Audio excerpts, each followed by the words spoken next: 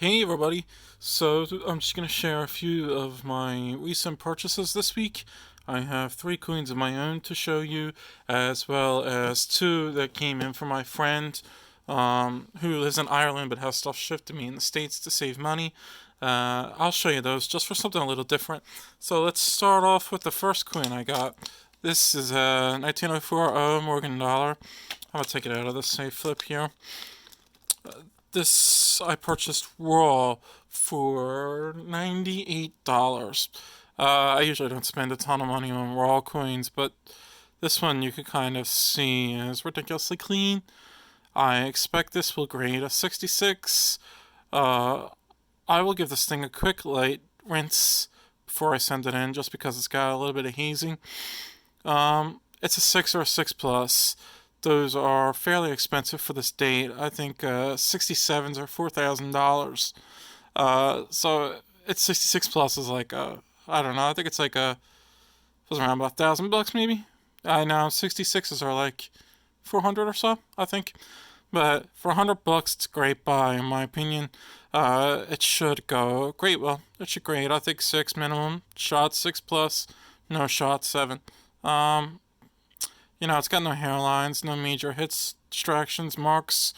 The strike is slightly weak, which may hold it back at a 5 plus, but that would be very disappointing for the overall quality of this coin. The major limiting factors, grade wise, on this one are the hit that is right there, as well as just the slight little ticks on the cheek. But this coin has what I like to call cheek bloom, which is where you just have a really nice overall clean cheek without major hits or marks. I'll try and show you more examples of that as I go through my collection over time. But yeah, that's the 040. Next up, I will show you the 1882 CC GSA I bought. This one I paid $255 for, which is strong money for an 82cc. But this one is well worth it in my opinion. You could see the mirrors, the cameo jumps out at you instantly. If I just take my finger, this is touching it, right? I just pull my finger back. I like to actually use my front so you can see the nail. And you pull it back, back, back, back, back, back. You start to lose definition around 8 inches away. So the standard for dimple is with PCGS, it's 6 inches. With NGC, I think it's 5. I'm not sure if it's 5 or 6 actually. But this is dimple all day on the obverse, and the reverse is more of the same. These are scarce, tougher date to find in dimple, especially in the GSA holder. So 63 dimple is about a $500 coin, I think. So that is the grade I think this one will get, 63 dimple. So it's 63 dimple, about a $500 coin. Grading fees will be about $30, which means my cost basis will end up being around $285, making plenty of room for profit if I decide to sell it, or if I decide to keep it, just a really sweet cost basis on a very, very attractive coin, for 63. One thing I want to note about this is the GSA holders. This one's actually has some microfractures on it. You can kind of see them right there. You see these looks like scratches right there, and there's some up top too. Those are actually tiny fractures in the plastic that when you get that light at the right angle, it actually reflects off of them. Refracts, I'm sorry. Uh, the light, and you could see them well. But straight on, they're like not visible at all. So it's a little unfortunate, but it doesn't affect the grain or anything. It doesn't affect the structural integrity of the holder. So NGC will grade this just fine.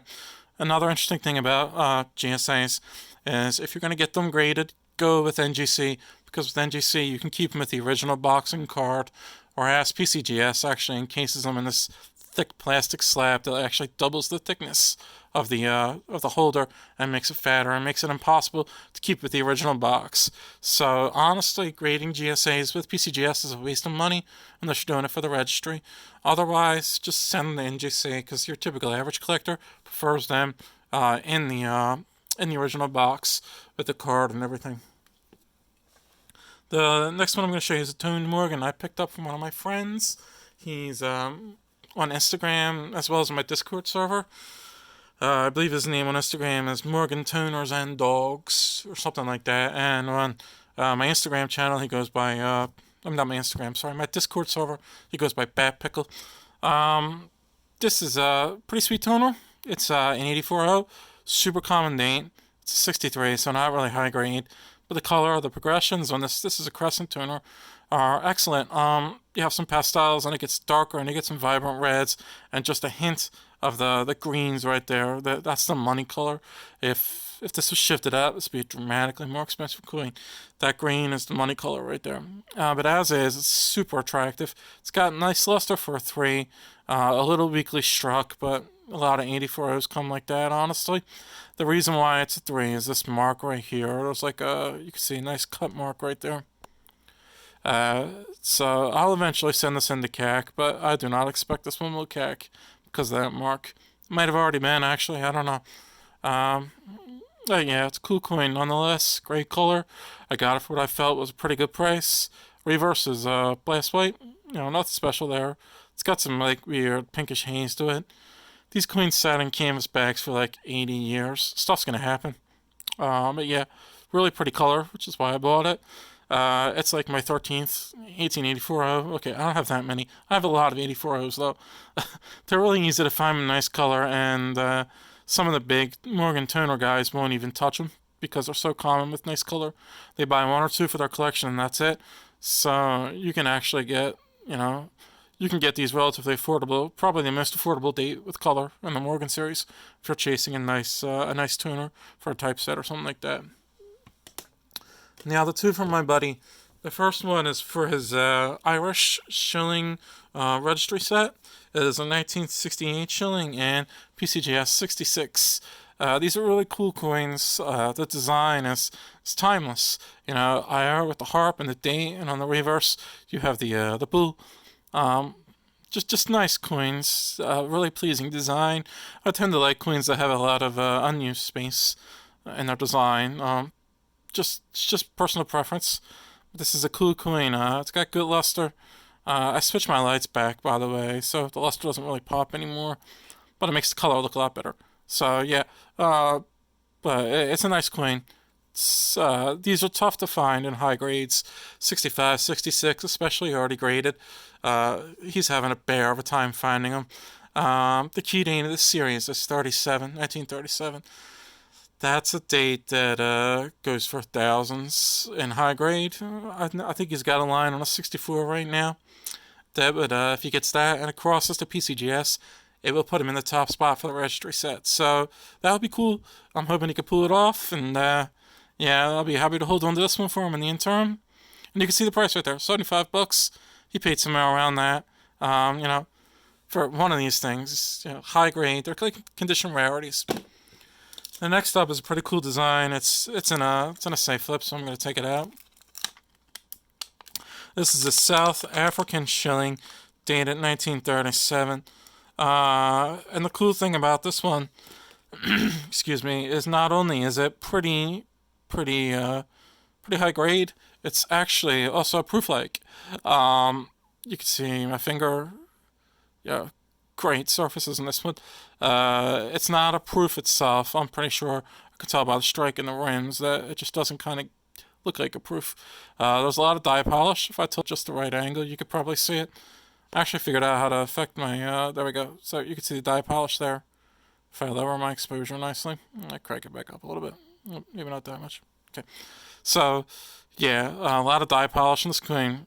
Nice surfaces. It's a little chattery here, but, mirror-wise, they're great. It's not wiped. It's not hairlined. Nothing like that. The reverse design is super cool. I've never really seen one of these before, and I really like it. I'm not a big foreign guy, but if these were a little bigger, like $half size, I think I definitely want one of these for my collection. Such a cool design. But yeah, these are apparently pretty rare coins in mint state, and especially in higher grades. And I don't know what the proof-like populations are like, but there can't be many of them out there. So I assume this one's destined to be submitted. There's another look at the dye polish for you guys. Cranked up a little too much there. So yeah, really cool coin. If you have questions, comments, feel free to ask away. I'll do my best to respond to every single comment I get. Sometimes it takes a little bit, especially this time of year with the holidays and everything. But, I'll do my best to get back to you as soon as I can. Thanks for watching. Have a nice day.